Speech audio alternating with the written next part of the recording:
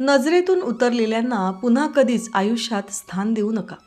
मित्रांनो, आपल्या आयुष्यात खूप लोक येतात आणि जातात. काही लोक इतके जवळ येतात की आपण त्यांना आपल्या मनात एक खास जागा देतो आणि त्यांच्यावर डोळे झाकून विश्वास ठेवतो. सुरुवातीला सगळं खूप छान वाटतं. त्यांचं बोलणं, त्यांचा आपलेपणा, त्यांची काळजी, सगळं काही अगदी खरं वाटतं आणि आपणही त्या नातात पूर्णपणे गुंतून जातो. पण हळूहळू काही गोष्टी बदलायला लागतात. त्यांचं वागणं बदलतं आणि आपल्याला जाणवायला लागतं की काहीतरी चुकतंय. आपण त्या गोष्टीकडे सुरुवातीला दुर्लक्ष करतो, कारण आपल्याला ते नातं तुटू द्यायचं नसतं. पण आतून सगळं समजत असतं. सतत दुखावणं, अपमान करणं, दुर्लक्ष करणं, या सगळ्या गोष्टी मनावर परिणाम करायला लागतात. एक वेळ अशी येते की आपलं मन पूर्णपणे थकतं आणि मग आपण एक निर्णय घेतो की आता पुरे. हे नातं फक्त नावापुरतं असतं. त्याला आता काही अर्थ राहिलेला नसतो. जिथे विश्वास नाही, आदर नाही, तिथे प्रेम टिकत नाही. म्हणूनच जे एकदा नजरेतून उतरतात त्यांना पुन्हा आयुष्यात स्थान देणं म्हणजे स्वतःलाच पुन्हा पुन्हा त्रास करून घेणं असतं. मित्रांनो, आयुष्यात कधीकधी कठोर निर्णय घ्यावेच लागतात.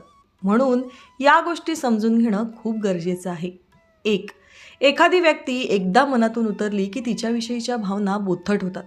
जेव्हा एखादी व्यक्ती आपल्या मनातून उतरते तेव्हा ते एका दिवसात होत नाही. त्यामागे खूप साठलेल्या भावना आणि अनुभव असतात. सुरुवातीला आपण खूप गोष्टी सहन करतो, दुर्लक्ष करतो आणि स्वतःलाच समजावतो की सगळं ठीक होईल. पण प्रत्येक वेळेस जेव्हा तीच व्यक्ती आपल्याला दुखावते तेव्हा मनात एक छोटी जखम तयार होते. अशाच त्रासाच्या जखमा साचत जातात आणि एक दिवस मन पूर्णपणे वाईट भावनांनी भरून जातं. त्या क्षणी चांगल्या भावना संपतात, आपुलकी कमी होते आणि आतून काहीतरी तुटल्यासारखं वाटतं. तुम्ही बाहेरून नॉर्मल वागण्याचा प्रयत्न करता, पण आतून मन पुन्हा तसं गुंतायला तयार होत नाही. जुन्या गोष्टी सतत आठवत राहतात आणि समोरच्यावर विश्वास ठेवायला भीती वाटू लागते.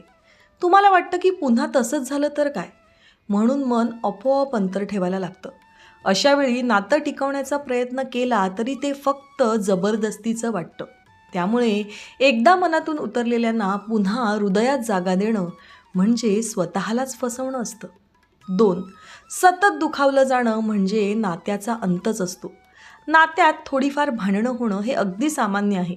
पण जर एखादी व्यक्ती वारंवार तुम्हाला दुखावत असेल तर ते नातं टिकण्यासारखं राहत नाही.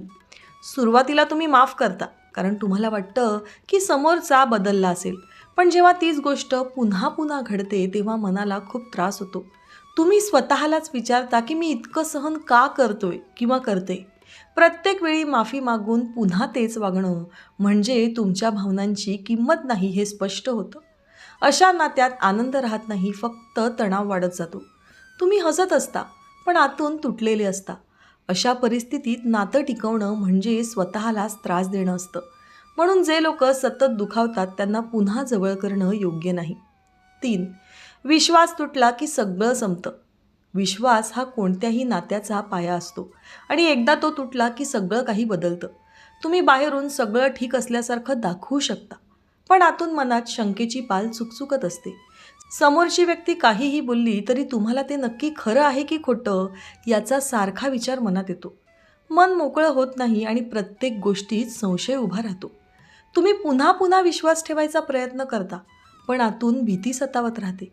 तुम्हाला वाटतं की पुन्हा फसवणूक झाली तर काय. अशा परिस्थितीत नातं टिकवणं खूप कठीण होतं, कारण विश्वास परत मिळवणं खूप अवघड असतं. त्यामुळे विश्वासघात करणाऱ्याला पुन्हा हृदयात स्थान देणं म्हणजे स्वतःलाच पुन्हा दुखवणं होईल. 4, आदर नसला की प्रेमाचा काही उपयोग होत नाही. प्रेम असलं तरी जर आदर नसेल तर त्या नात्याला काहीच अर्थ राहत नाही. आदर हा प्रत्येक नात्याचा पाया असतो आणि तो वागण्यातून दिसतो. जी व्यक्ती तुमच्याशी उद्धटपणे बोलते किंवा तुमचा अपमान करते ती तुमच्या भावना कधीच समजून घेणार नाही. अशा नात्यात हळूहळू तुमचा आत्मविश्वास कमी होतो. तुम्ही स्वतःलाच दोष द्यायला लागता आणि स्वतःची किंमत विसरता. तुम्हाला वाटायला लागतं की कदाचित चूक माझीच आहे, पण खरं म्हणजे चूक समोरच्या व्यक्तीची असते. जिथे आदर नाही तिथे प्रेम टिकत नाही. त्यामुळे अशा नात्याला पुन्हा संधी देणं म्हणजे स्वतःच्या सन्मानावर तडजोड करणं होय.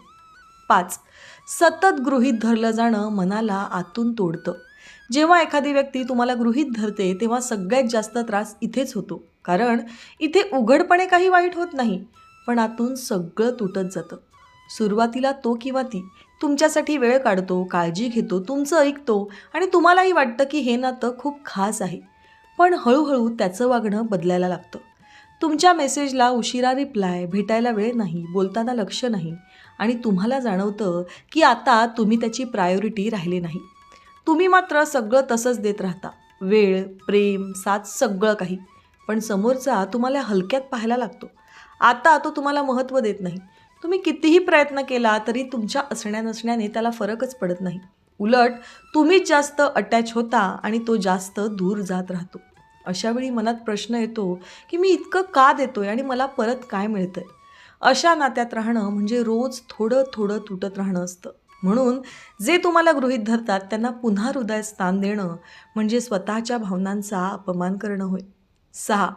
गरजेनुसार जवळ येणारी लोकं कधीच खरी नसतात. काही लोकं अशी असतात जी फक्त त्यांच्या गरजेनुसार तुमच्याशी जवळीक ठेवतात आणि हे सुरुवातीला आपल्याला कळतही नाही. जेव्हा त्यांना काही काम असतं, आधार हवा असतो किंवा त्यांना कोणी ऐकून घेणारं लागतं तेव्हा ते तुमच्याकडे येतात. गोड बोलतात, प्रेमही दाखवतात. तुम्हाला वाटतं की हे नातं खरं आहे आणि तुम्ही मनापासून त्यांना साथ देता. पण जसं त्यांचं काम संपतं, त्यांची गरज पूर्ण होते, तसे ते हळूहळू दूर जाऊ लागतात. तुमच्याशी संपर्क कमी होतो, बोलणंही कमी होतं आणि तुम्ही विचार करत बसता की अचानक असं काय बदललं? खरं म्हणजे काहीच बदललेलं नसतं. ते सुरुवातीपासूनच तसे असतात. तुम्हीच त्यांना खरं आहे असं समजून गुंतलेले असता. अशा लोकांसोबत राहिलं की मनात असुरक्षितता वाढते आणि विश्वास ठेवण्याची ताकद कमी होते.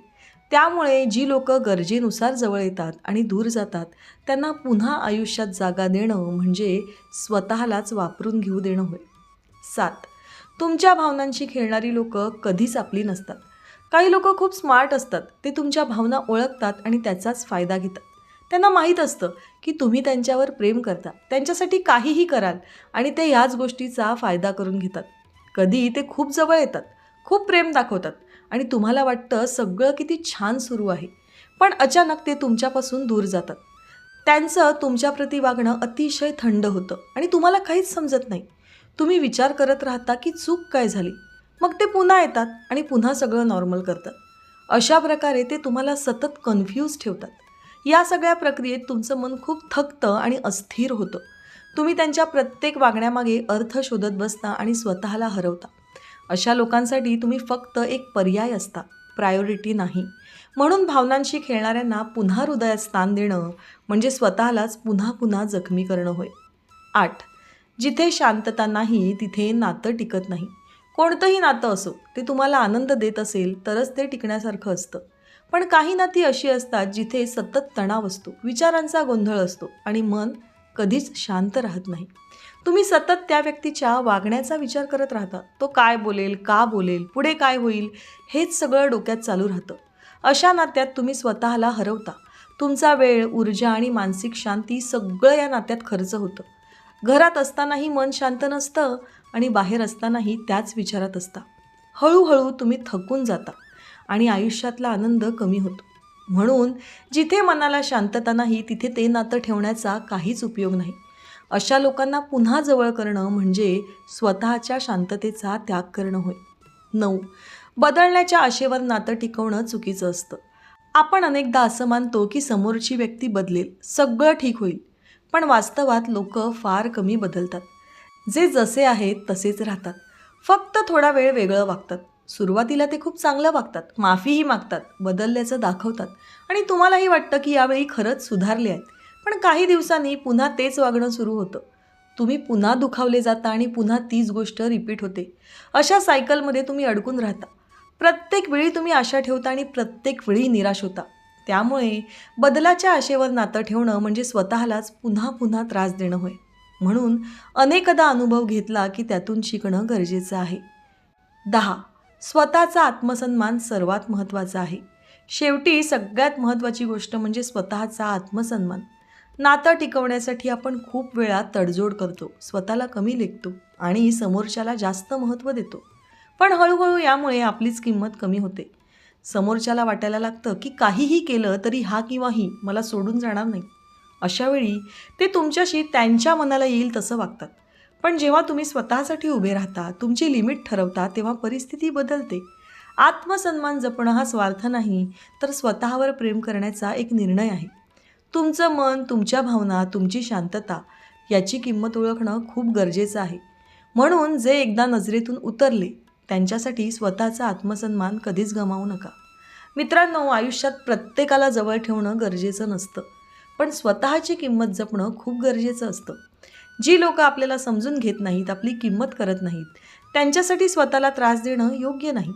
एकदा मनातून उतरलेल्यांना पुन्हा हृदयात स्थान देणं म्हणजे पुन्हा त्याच वेदना पुन्हा पुन्हा अनुभवणं असतं. म्हणून योग्य वेळेवर निर्णय घेणं खूप महत्त्वाचं आहे. स्वतःचा सन्मान, आत्मविश्वास आणि मानसिक शांतता यापेक्षा काहीच मोठं नाही.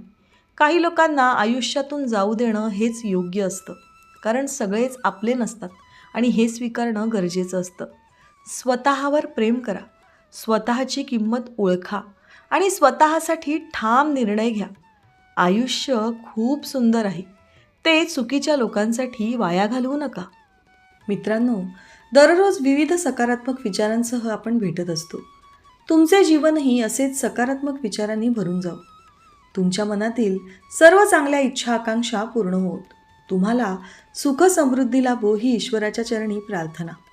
मित्रांनो, आजचे विचार जर तुम्हाला आवडले असतील आणि ते पटलेही असतील, तर कृपया व्हिडिओला लाईक आणि चॅनलला सबस्क्राईब करायला विसरू नका.